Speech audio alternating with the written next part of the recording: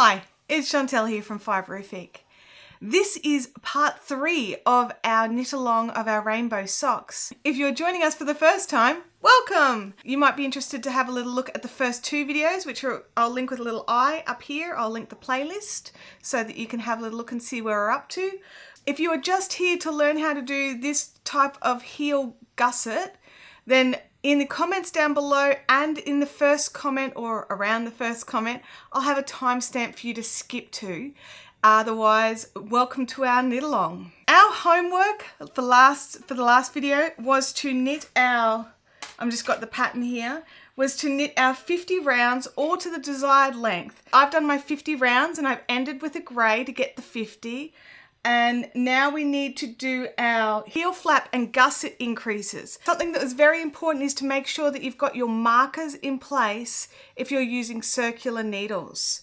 You need to make sure that you've got them delineating between each of the double pointed. The instructions follow double pointed, so they have needle 1, needle 2, needle 3, which is why I've got the stitch markers with the 1, the 2, the 3 and the 4 on them for the kits. If you're one of the people who's been asking about being able to get these stitch markers, I'm happy to say they're up on the website now, so you can go and grab your pack of 1, 2, 3, 4 stitch markers.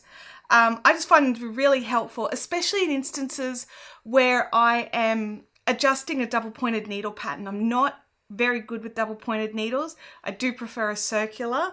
So we've got our stitch markers in place by that last row.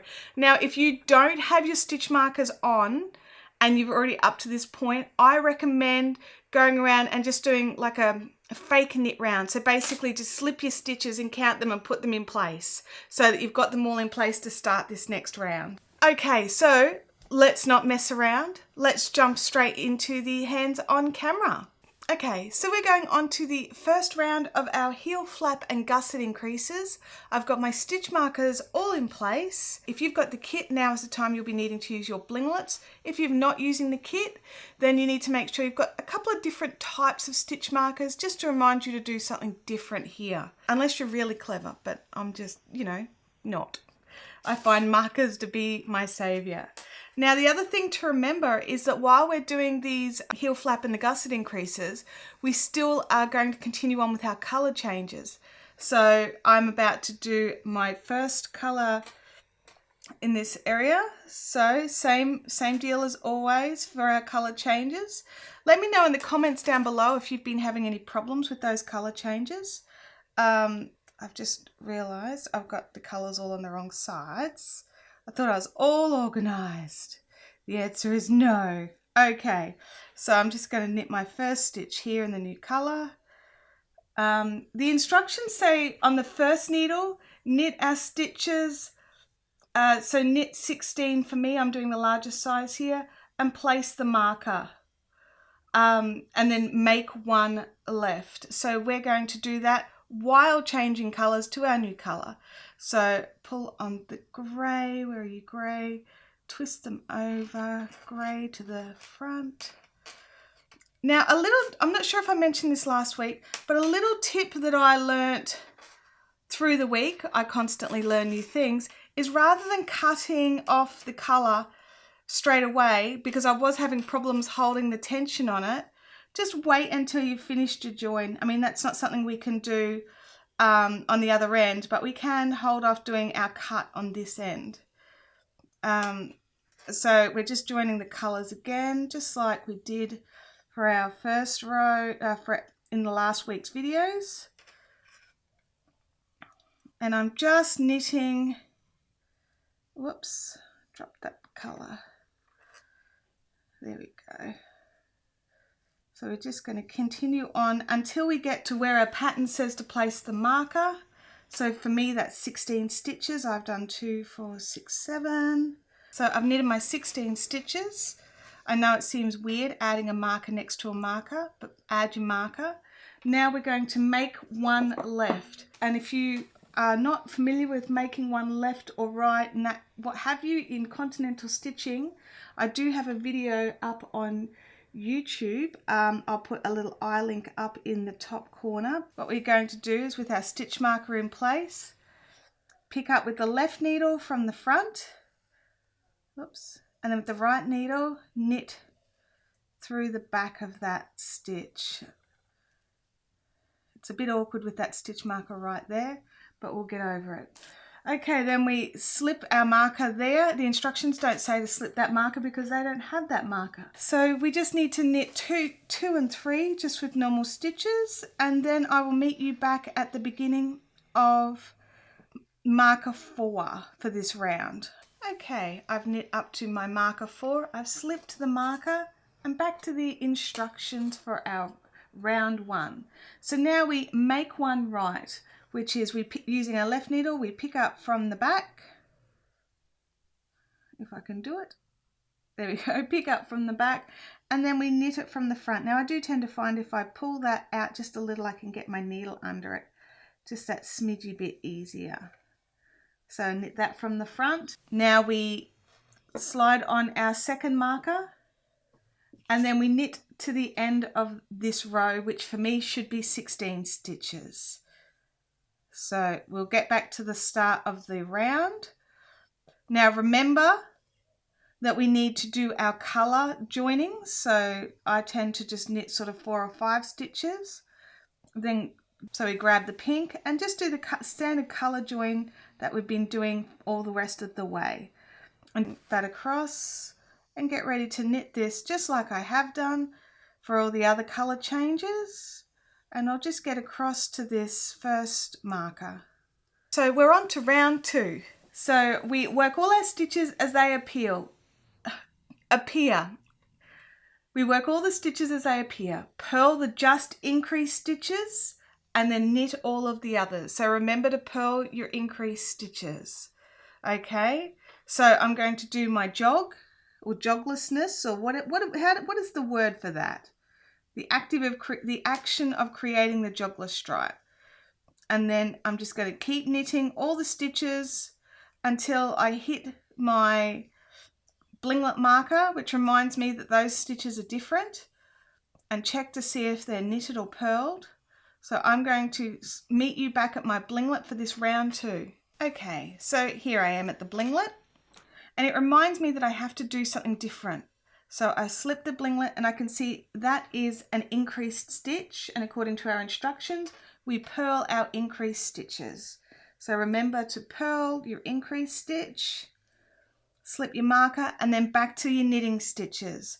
So we'll knit all the way across to our next marker and then purl that stitch, and then I'll meet you at the beginning of round 3. Okay, so I got to the next marker and realized the blinglet was after our increase and in between the 4. So remember to get to that marker and check. This will be much easier as you've done a few more stitches to be able to see where you've gotten to.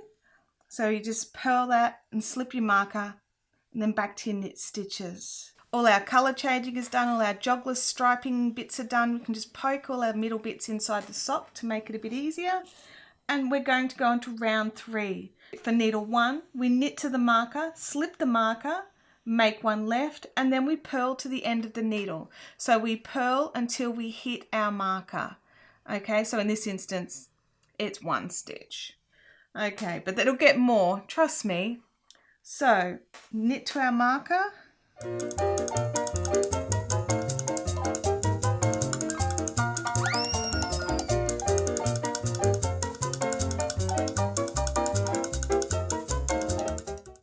Okay, so we've knit to the marker, we slip the marker, we make one left, which is with our left needle, pick it up at the front, there you go, and knit through the back, and then we purl this stitch. Now it's very important that we do these make ones and purls quite tightly, otherwise you'll end up with a little baggy corner. Ask me how I know, because in the first sock of Abby's I didn't realize that I wasn't doing it tight enough, and I'll get it and show you. So here, see how it's just that little bit baggy through there? I just didn't do it quite tight enough. And then it was the same down the bottom. I didn't realize how important it was, but I can fix that with the color change ends anyway. And don't panic if you have just a little, like I'm looking at this thinking, oh my gosh, there's a little gap there already. But I'm not going to worry about it. I'll have a little end here I can use from one of the color change rounds just to tighten those stitches up a little. If I'm not happy with it once I block them. Okay, so we have done the first needle. Now we knit needles 2 and 3. So I will meet you back at the beginning of needle 4. We're just going to knit our way around. Okay, I'm up to needle 4 and the instructions are purl to the marker, then make one right and slip marker. So we purl to the marker, remembering to pull it tight. Now we're going to make one right. So we pick it up at the back, then I pull it forward a little, get my finger in there and knit through the front. Now I know it looks a little bit fiddly, but you guys need to remember I'm working around a camera. So normally I just pull it closer to my face and it'll be a lot easier. So we slip the marker and then we knit to the end of the needle. I will meet you at the end of the needle. We're back to needle 1. Round 4 is work all our stitches as they appear, purling the just increased stitches. So you just knit through all of the stitches till we hit our markers and purl our increased stitches. I've got an extra stitch this time. Okay, slip the marker. Then we purl our increased 2 stitches. So remember purling them just nice and firmly, just so that we're not getting any sort of extra yarn gaps in the way, and also knit this stitch extra tight. This is more to remind myself. I know I keep saying it, but I'm a really loose knitter, so sometimes these things become an issue for me as a loose knitter. If you're quite a tight knitter, don't be pulling it extra tight. You'll be fine. It's just for those of us that are on the bit loose side. Little things help us remember. Okay, so we'll keep going all the way around to the next marker, slip the marker, keep going till we hit our next blinglet. The pattern doesn't talk about our 1, 2, 3, 4 markers, that's just our needle markers. So we remember which needle of the double pointeds we're working on as such. So we've come up to here, we slip our marker and then we purl the increased stitches. So purl this one and purl, oops, this one, being careful not to split the stitch. Oh, my blinglet popped out. Pop him back on and then knit to the end and slip our marker. So we've completed the first 4 rounds of the heel flap and the gusset increases.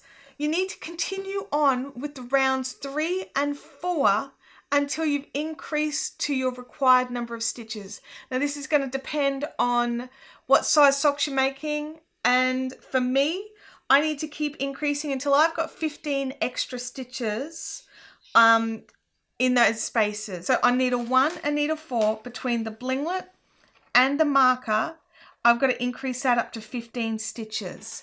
Now it's really important to remember that you've still got your color changing to do every 5 rounds and making sure you're doing your jogless striping.